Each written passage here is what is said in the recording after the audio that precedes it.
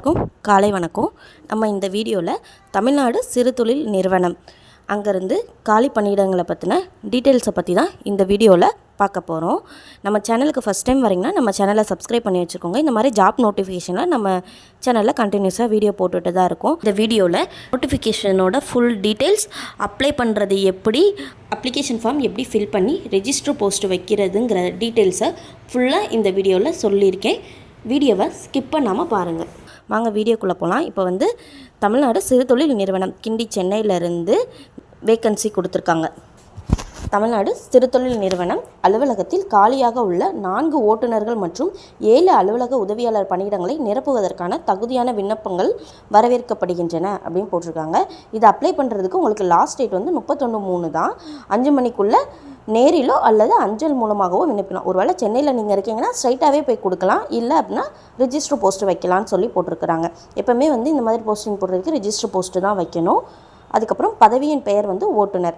உங்களுக்கு ஊதியம் 19,500 போட்டிருக்காங்க. தர ஊதியம் 2,400. அப்புறம் இடஒதுக்கீடு பார்த்தீங்க அப்படின்னா எஸ்சிஏக்கு 37 வயசு வரை அப்ளை பண்ணலாம், எம்பிசிக்கு 34 வயசு வரை அப்ளை பண்ணலாம், பிசிக்கு 34 வயசு வரை அப்ளை பண்ணலாம், ஜென்ரல் கோட்டாக்கு 34 வயசு வரை அப்ளை பண்ணலாம். மொத்தம் 4 போஸ்டிங் இருக்குங்க போட்டிருக்கிறாங்க. அதுக்கப்புறம் ஆஃபீஸ் அசிஸ்டண்ட்டுக்கு 15,700 ஸ்டார்டிங் பே ஸ்கேல். தர ஊதியம் 1,300 போட்டிருக்காங்க.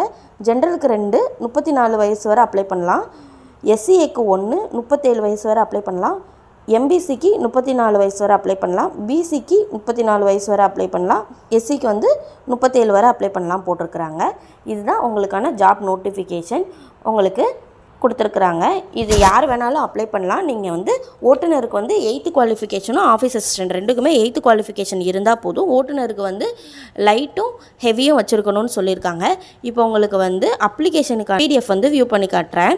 போஸ்ட் ஆஃப் டிரைவர்னு போட்டிருக்காங்க. இதில் நேம் ஆஃப் த அப்ளிகண்ட் போட்டால் உங்களோட பேர் ஃபில் பண்ணிக்கோங்க. ரைட் சைட் கார்னரில் உங்களோட ஃபோட்டோ ஒட்டிக்கோங்க. நேமோடதில் name of the applicant capital லெட்டரில் மட்டும்தான் உங்களோட பேரை கன்ஃபார்ம் எழுதணும்னு போட்டிருக்காங்க. ஃபாதர் நேம், உங்களோட ஃபாதர் நேம், அப்புறம் உங்களோட டேட் ஆஃப் பர்த் 30/1/2026 உங்களுக்கு ஏஜ் என்னன்னு போட்டிருக்காங்க. அப்புறம் உங்களோட ரிலீஜியன் என்ன மதம், அப்புறம் ஜாதியின் இனம், ஜாதியின் பெயர், என்ன கேட்டகரிக்குள்ளே வருவீங்க, எஸ்சியா எம்பிசியா, அப்புறம் உங்களோட ஜாதியின் பெயர், வேலைவாய்ப்பு பதிவு எண், உங்களுக்கு எம்ப்ளாய்மெண்ட் ரிஜிஸ்ட்ரேஷனுக்கு டாப்பில் உங்களோட ரிஜிஸ்ட்ரேஷன் ஐடின்னு சொல்லி கொடுத்துருப்பாங்க. அதை எழுத சொல்லியிருக்கிறாங்க. உங்களோட அட்ரஸை ஃபில் பண்ணிக்கோங்க.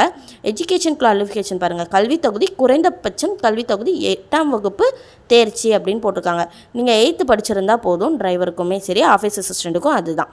8th குவாலிஃபிகேஷனில் நீங்கள் எந்த வருஷம் 8ஆம் கிளாஸ் முடிச்சிங்க, அதுக்கப்புறம் எவ்வளோ பர்சன்டேஜ் அப்படின்னு மென்ஷன் பண்ணணும். அதே மாதிரி எஸ்எஸ்எல்சி 10ஆம் வகுப்பு நீங்கள் எந்த வருஷம் முடிச்சிங்க, எவ்வளோ பர்சன்டேஜ், வேறு ஏதாவது டிகிரி ஆர் டிப்ளமோ அந்த மாதிரி ஏதாவது வச்சுருந்தீங்கன்னா அது எந்த வருஷம் முடிச்சிங்க, எவ்வளோ பர்சன்டேஜ்னு போடணும். அதுக்கப்புறம் டெக்னிக்கல் குவாலிஃபிகேஷன் என்ன கொடுத்துருக்காங்க அப்படின்னா எல்எம்வியும் ஹெச்எம்வியும் கேட்டிருக்காங்க. லைட்டும் வச்சுருக்கீங்கன்னா உங்களோட ஓட்டுநர் உரிமத்தோட எண்ணை எழுதிக்கோங்க. அதுக்கப்புறம் ஹெச்எம்வியோட ஓட்டுநர் உரிமத்தோட எண்ணு. உங்களோட லைசன்ஸில் பின்னாடி பக்கம் பார்த்தீங்கன்னா நீங்கள் லைட்டு ஹெவியும் போட்டதுக்கான டேட் மென்ஷன் பண்ணி உங்களோட ஐடியும் அந்த இடத்துல இருக்கும். அந்த நம்பரை தான் இந்த இடத்துல எழுதணும்.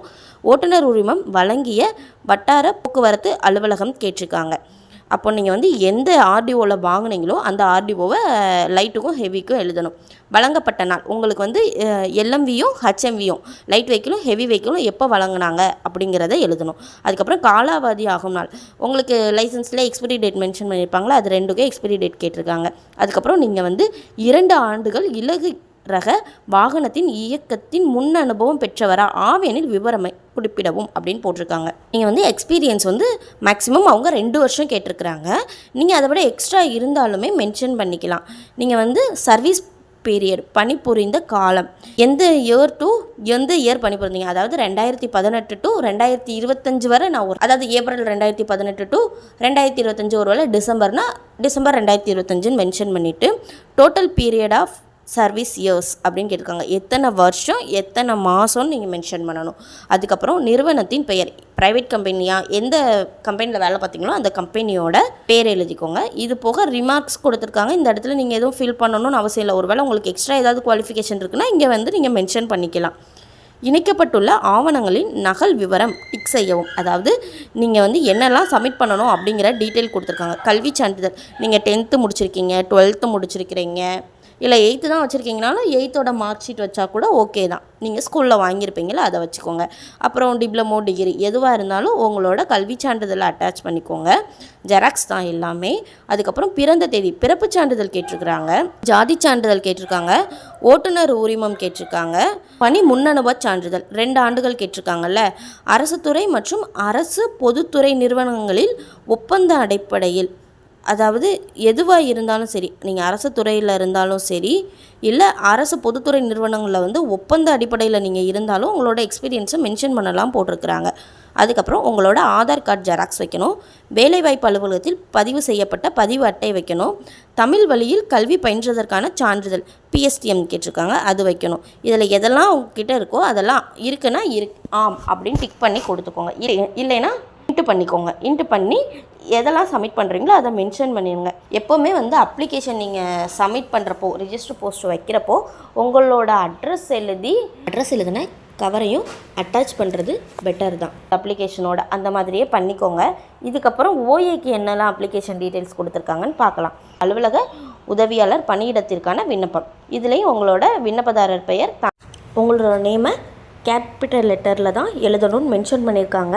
டிரைவருக்கு ஃபோட்டோ ஒட்ட சொல்லியிருந்தாங்க. ஆஃபீஸ் அசிஸ்டண்ட்டுக்கு ஃபோட்டோ கேட்கல, இருந்தாலும் மேலே ஸ்பேஸில் ஃபோட்டோ ஒட்டுறதா இருந்தால் ஒட்டிக்கோங்க. தந்தை பெயர், பிறந்த நாள், அப்புறம் ஏஜ் லிமிட் 30/1/2026 வரை. மதம் கேட்டிருக்காங்க, ஜாதியின் இனம் ஏசியா பிசியா அந்த மாதிரி கேட்டிருக்கிறாங்க. ஜாதியின் பெயர், அதுக்கப்புறம் வேலைவாய்ப்பு பதிவு எண், உங்களோட எம்ப்ளாய்மெண்ட் ரிஜிஸ்ட்ரேஷனில் மேலே உங்களோட ரிஜிஸ்ட்ரேஷன் ஐடி கொடுத்துருப்பாங்க, அதை நோட் பண்ணிக்கோங்க. நிரந்தர முகவரி, உங்களோட அட்ரஸ் டைப் பண்ணிக்கோங்க. கல்வி தொகுதி 8ஆம் வகுப்பு தேர்ச்சி பெற்றிருந்தால் போதும். இதுக்குமே 8th குவாலிஃபிகேஷன் தான் கொடுத்துருக்காங்க. அதுக்கு மேலே இருந்தாலும் அது ஒன்றும் பிரச்சனை கிடையாது. ஆனால் மஸ்ட்டு 8th இருக்கணும்னு சொல்லியிருக்கிறாங்க. இதுவும் 8th ஸ்டாண்டர்ட் பாஸ் அப்படின்னு போட்டிருந்தா 8th ஸ்டாண்டர்ட் எந்த வருஷம் பாஸ் அவுட் ஆனீங்க, 2005, 2002 அந்த மாதிரி, அப்புறம் எவ்வளோ பர்சன்டேஜ் எடுத்திருக்கீங்க, அதே மாதிரி 10ஆம் வகுப்பும் எந்த வருஷம் முடிச்சிங்க, எவ்வளோ பர்சன்டேஜ், வேறு ஏதாவது குவாலிஃபிகேஷன் இருந்தாலும் எந்த வருஷம் முடிச்சிங்க, எவ்வளோ பர்சன்டேஜ்னு மென்ஷன் பண்ணிக்கோங்க. இதுக்கப்புறம் இதுலேயும் இணைக்கப்பட்ட ஆவணங்களின் நகல் விவரம் டிக் செய்யவும் கொடுத்துருக்குறாங்க. கல்வி தகுதி சான்றிதழ் கேட்டிருக்காங்க, 10th 12th டிகிரி எது வச்சுருந்தாலும் அதோட வச்சுக்கோங்க. அப்புறம் பிறப்பு சான்றிதழ் கேட்டிருக்கிறாங்க. பிறந்த தேதி குறிப்பிட்ட கல்வி சான்றிதழ், அரசு சார்ந்த அமைப்பு வழங்கிய பிறப்புச் சான்றிதழ் இருந்தால் வைங்க. இல்லை அப்படின்னா உங்களோட 10th மார்க் ஷீட்டே பிறப்புச் சான்றிதழ் அளவுக்கு ஈக்குவல் தான். அதை வச்சுட்டு டிக் பண்ணணும்னு அவசியம் இல்லை, ஏன்னா மேலேயும் நீங்கள் வச்சுருவீங்க, அதை ரெடி விட்டுருங்க. ஜாதி சான்றிதழ் வச்சுக்கோங்க. அதுக்கப்புறம் உங்களோட பணி முன் அனுபவம் கேட்டிருக்காங்க. ஒருவேளை ஆஃபீஸ் அசிஸ்டண்ட்டாக எங்கேயாவது ஒர்க் பண்ணிங்கன்னா அதோட அனுபவம் முன்னாடி எதுவும் அனுபவம்லாம் உங்ககிட்ட இதில் மஸ்ட்டாக கேட்கல, மேபி இருந்தால் இதில் மென்ஷன் பண்ண சொல்லியிருக்காங்க. ஆதார் கார்டு வைக்க சொல்லியிருக்காங்க. அப்புறம் எம்ப்ளாய்மெண்ட் ரிஜிஸ்ட்ரேஷன் ஐடி வைக்க சொல்லியிருக்காங்க. PSTM கேட்டிருக்காங்க. இதில் எல்லாமே அட்டாச் பண்ணிட்டு இந்த அப்ளிகேஷனை ஃபில் பண்ணி உங்கள் கீழே சிக்னேச்சர், அப்ளிகேஷன் டேட்டு, பிளேஸ்லாம் மென்ஷன் பண்ணி இந்த அப்ளிகேஷனோட ஒரு கவர் எக்ஸ்ட்ரா உங்களோட அட்ரஸ் வச்ச ஒரு கவரை வச்சு நீங்கள் ரிஜிஸ்டர் போஸ்ட் வச்சுருங்க. சென்னை அட்ரஸ் தான் அப்ளிகேஷன்லேயே அட்ரஸ் மென்ஷன் பண்ணியிருக்காங்களே மேலே, தமிழ்நாடு சிறு தொழில் நிறுவனம், கிண்டி, சென்னை, எண் 28, திருவிக்கா தொழிற்பேட்டை, கிண்டி, சென்னை. இதை மென்ஷன் பண்ணிக்கோங்க. உங்களுக்கு டிரைவருக்கான PDF லிங்க்கு, ஆஃபீஸ் அசிஸ்டண்ட்டுக்கான PDF லிங்க் இந்த வீடியோவில் டிஸ்கிரிப்ஷனில் இருக்கும், டவுன்லோட் பண்ணிக்கோங்க. இந்த அப்ளிகேஷனை நீங்கள் டவுன்லோட் பண்ணி ஃபில் பண்ணி ரிஜிஸ்டர் போஸ்ட் வச்சுருங்க.